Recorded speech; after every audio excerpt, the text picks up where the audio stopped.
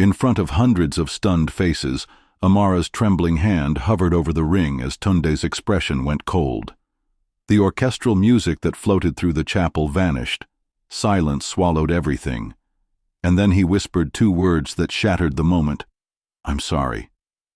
In that instant, a perfect dream crumbled. Lives would be irreversibly changed, secrets exposed, and the fallout would reverberate long after the vows remained unspoken. But what neither of them, or anyone else, anticipated was how deeply hidden truths would emerge next. Before we dive in, let us know in the comments, what's the most shocking moment you've ever witnessed at a wedding? And if you're new here, click on the subscribe button so you never miss any of our upcoming videos. Amara was 27, the kind of woman whose presence could light up an entire room. Raised in one of Abuja's most respected families, she carried herself with the poise of someone who had always been told she was destined for something special. She had worked hard to build her own career, and when she met Tunde 3 years earlier, she believed she had finally found a partner who matched her ambition and vision for the future. Tunde, at 32, was everything people imagined a successful businessman should be: well-dressed, articulate, and effortlessly charming. But for those who listened closely, there were whispers. Quiet conversations about past deals that went wrong, promises made but never kept, and a trail of broken relationships that seemed to vanish without explanation. Still, to Amara, none of that mattered. This was the man she had chosen, and today was meant to be the first day of the rest of their lives together. The venue was nothing short of spectacular, a 5-star hotel in the heart of Abuja, adorned with crystal chandeliers, cascading floral arrangements, and a guest list that read like a who's who of the city's elite. From the outside, it looked like the perfect union, the kind of wedding that would be remembered for decades. But beneath the glitter and glamour, something else was unfolding. Guests had no idea that within minutes, the man they were all here to celebrate would make a choice that would leave everyone stunned, because Tunde was carrying a secret, a truth so heavy that even as the officiant spoke of love and commitment, he could barely keep his hands from trembling. And when that truth revealed itself, it wouldn't just ruin a ceremony. It would change lives forever. Their story had started like something out of a fairy tale. Amara still remembered the first time Tunde approached her at a charity gala 2 years ago, confident, attentive, and speaking with the kind of warmth that made you feel like you were the only person in the room. Dates quickly turned into weekend getaways, flowers arrived at her office without a card, and there were dinners at the finest restaurants Abuja had to offer. Tunde spared no expense when it came to showing his affection. He was the kind of man who would pull over just to buy her roasted plantain from a roadside vendor because she once mentioned she liked it. When he proposed, both families celebrated as if the union had already been sealed by destiny. The approval was unanimous. Everyone agreed that Tunde was the perfect match for Amara. But a week before the wedding, something changed. It happened on an ordinary evening as they finalized seating arrangements at her family's home. Tunde's phone rang. His expression shifted so quickly Amara almost missed it. He excused himself, stepping outside, his voice low and urgent. When he returned, the conversation was over. But so was his laughter. He barely touched his food that night. At the time, Amara told herself it was just cold feet, that all grooms probably went through a wave of nerves before the big day. She had no idea. That phone call was the beginning of her nightmare. The night before the wedding, Tunde stayed at the hotel where the ceremony would take place. Amara texted him a simple, "I can't wait to see you tomorrow." He didn't reply. Instead, just after midnight, his phone lit up with a message from an unknown number. The words were short, but they struck him like a blow. "We need to talk before you say, 'I do.'" That single message made him question everything, not just the wedding, but the woman waiting for him at the end of the aisle. The morning of the wedding dawned clear and bright, with sunlight pouring over the hotel's glass facade. Guests began arriving early, dressed in vibrant colors, filling the lobby with laughter and the scent of expensive perfumes. Upstairs, Tunde sat in front of the mirror in his suite, the white collar of his tuxedo crisp and perfect, yet his reflection looked like a man carrying the weight of 1,000 thoughts. His skin was pale, his jaw tight, and his eyes darted to his phone as if it might deliver another message at any moment. His best man, usually the loudest voice in any room, stood in the corner, silent, his phone in his pocket and his gaze fixed on the floor. Something was off. But downstairs, in the bridal suite, Amara's family moved with a kind of joy that could only come from pride. Her mother adjusted the veil with trembling hands. Her father rehearsed the speech he planned to give later, and her siblings couldn't stop smiling. They were entirely unaware that only a few floors above, the groom they welcomed into their family was drowning in doubt. If Amara knew what Tunde had discovered just hours before, she wouldn't have walked down that aisle. But at exactly noon, the doors to the grand ballroom opened. The air inside was cool, filled with the soft hum of the organ. Amara began her walk toward him, every step measured, her smile steady. The guests rose to their feet. At the altar, the priest began the vows, his voice echoing across the room. Then, as all eyes turned to Tunde, his lips parted to speak, and he paused. The silence that followed was heavy enough to make the chandeliers seem to sway. The priest's words hung in the air, waiting for Tunde's reply. But instead of the confident "I do" everyone expected, his voice cracked, low and unsteady. I can't do this." For a moment, the hall didn't seem to understand what it had just heard. Then came the gasps, sharp intakes of breath from every corner of the room. Amara froze, her bouquet trembling in her hands, her eyes searching his face for some hint of a joke, a misunderstanding, anything that could make sense of this. Her mother clutched her chest and collapsed into the arms of a relative. Phones appeared in the air like a sudden storm, guests fumbling to record what was happening. Tunde's shoulders squared as if he was bracing for impact. His voice was stronger this time. "You hid the truth from me, Amara. You know what I'm talking about." His words sliced through the room, but offered no explanation. Whispers rippled through the crowd, people turning to each other, demanding answers that no one seemed to have. But in the very back of the ballroom, near the open double doors, sat one person who did know. They shouldn't have been there. In fact, their very presence at this wedding was a secret. And as Tunde's eyes locked on theirs, it became clear. They were the reason this day would never end the way it was supposed to. The ballroom, moments ago filled with the soft hum of celebration, had turned into a sea of whispers. People leaned toward one another, speaking in hushed tones, some trying to piece together the meaning of Tunde's words, others already pulling out their phones to send hurried messages to friends who weren't there. The tension was so thick it was almost physical. And then, someone noticed him. Standing at the far end of the hall, just beyond the open double doors, was a man no one recognized. He stood almost perfectly still, his body half swallowed by the shadows, his gaze locked on the groom with an intensity that seemed to pierce through the air. He wasn't smiling. He wasn't clapping. He wasn't even moving. And yet, the moment someone pointed him out, the people in that section of the room felt an odd chill. Why was he here? Tunde's eyes flicked toward the man for only a second, but that was enough. Without a word to the priest or the guests, he stepped down from the altar. The crowd shifted uncomfortably as the bride hesitated, then followed him, the sound of her heels echoing sharply across the polished floor. The two disappeared behind a side curtain, away from the main hall, but not far enough to escape the curious glances of those nearest the aisle. Those close enough to hear described the voices as strained, fast, and dripping with barely contained emotion. "You could have told me," Tunde said first. His voice was low but carried a weight that made it clear this wasn't about cold feet anymore. "Told you what?" Amara shot back, her tone a mix of confusion and disbelief, though her breathing had quickened. His jaw tightened, and for a brief moment, he looked as though he was holding something back, something he wasn't sure he wanted to say out loud. But then, the words came, heavy and deliberate. "The DNA results, Amara. "I know about the test." It was as if the air between them evaporated. Her lips parted, but no sound came out at first. Her eyes widened, her complexion paling, as if the blood had drained from her face.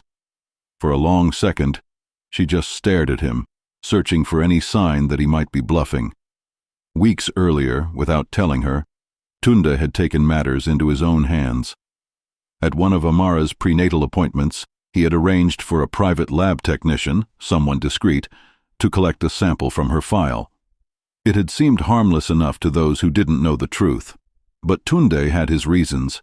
He'd been hearing things, little fragments of conversation that were easy to dismiss at first, but impossible to ignore over time.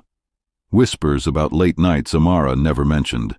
Mentions of someone from her past who had suddenly reappeared. The results had arrived 2 nights before the wedding. The envelope sat on his desk for hours before he tore it open. When he finally read the paper, his chest tightened, not from shock, but from something closer to relief. The baby was his. There was no doubt. And yet, the feeling of relief didn't last. Because tucked inside that envelope was another document, a note from the person who had arranged the test. And it was that note, not the results, that made his blood run cold. The truth it hinted at had nothing to do with paternity.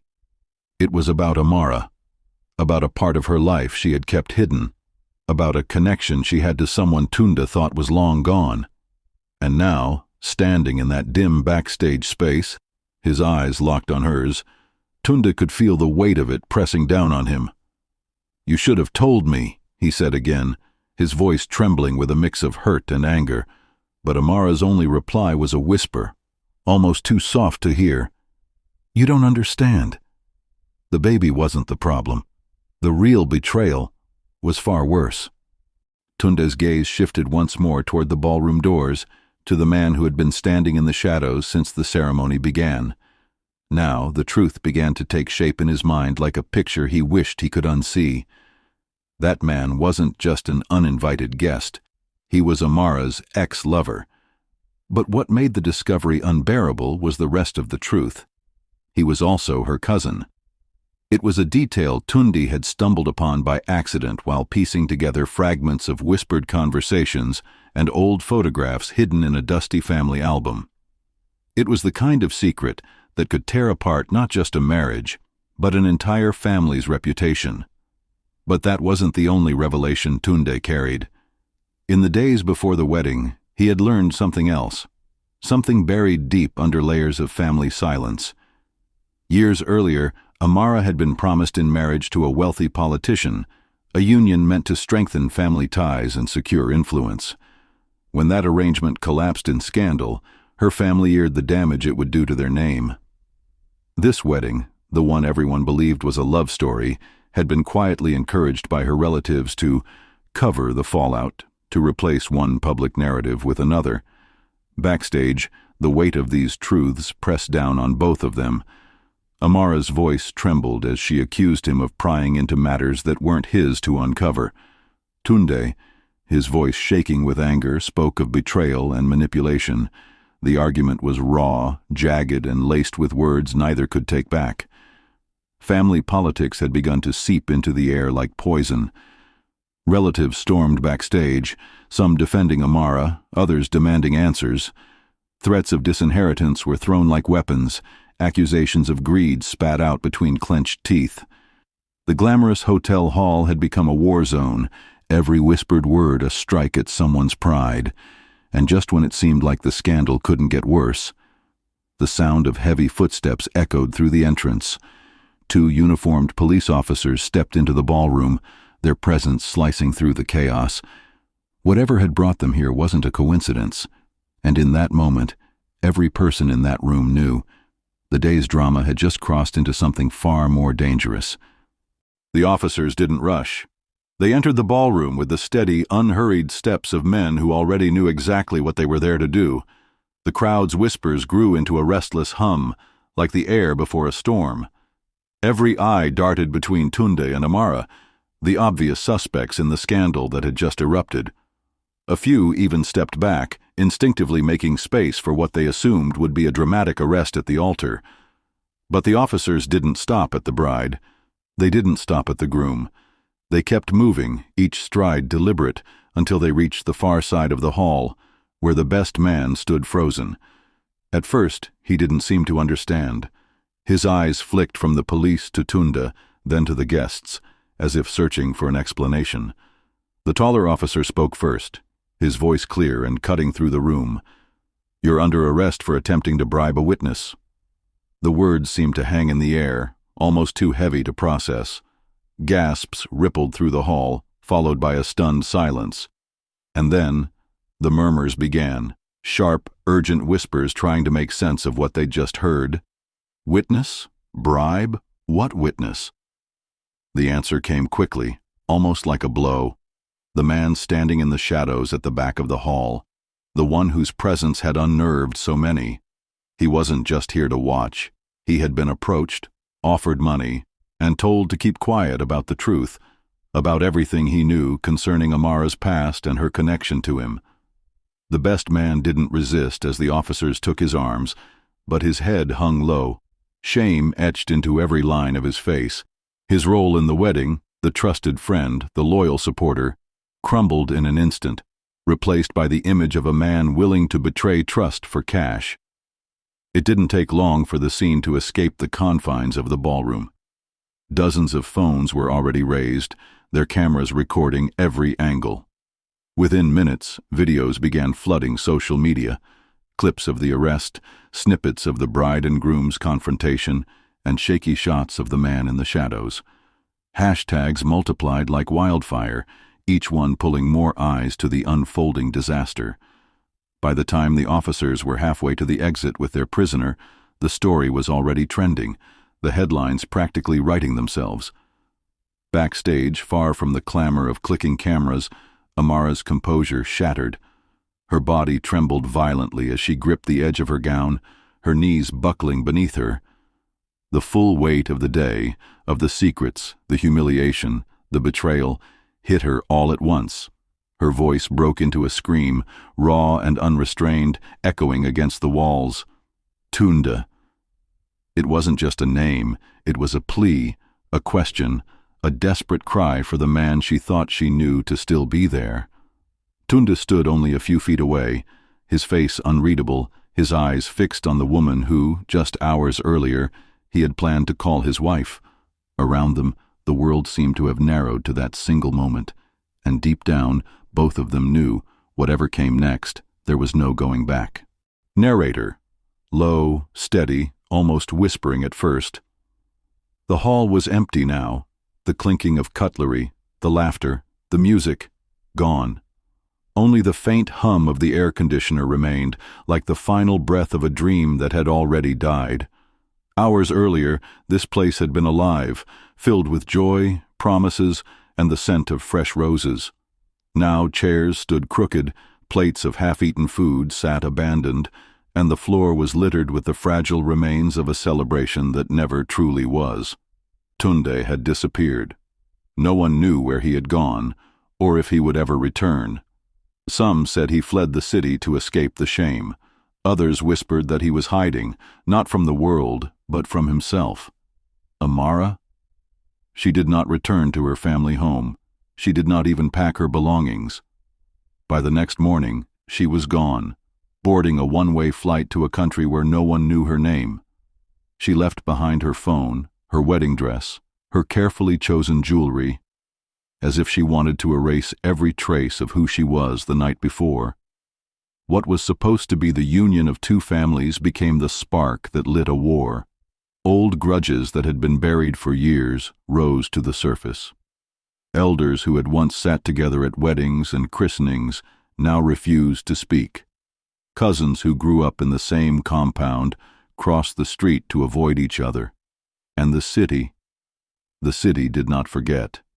For weeks, the story was everywhere, on radio, on the evening news, on every corner of social media. The video of Amara's scream, the footage of police walking out with the best man in handcuffs, it was replayed again and again, dissected, mocked, debated. Strangers who had never met them argued in markets and offices, each claiming they knew what really happened. But here's the truth. The real destruction wasn't in the cancelled wedding. It wasn't in the viral video or the public humiliation. It was in the trust. The trust that was shattered so completely it could never be rebuilt. Because in the end, it wasn't love that failed them. It wasn't hate that destroyed them.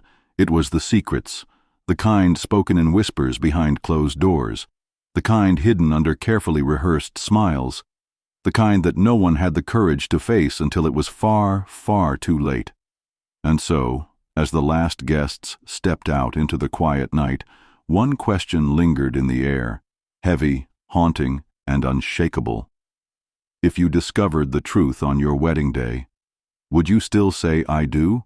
Now I ask you, if you stood where Tunda stood, if you heard what he heard, saw what he saw, would you walk down that aisle, or would you turn your back, no matter how much love was in your heart? Tell us your answer in the comments, and if you think you've heard stories, wait until you hear the next one, because in this world, there are African tales you will never forget.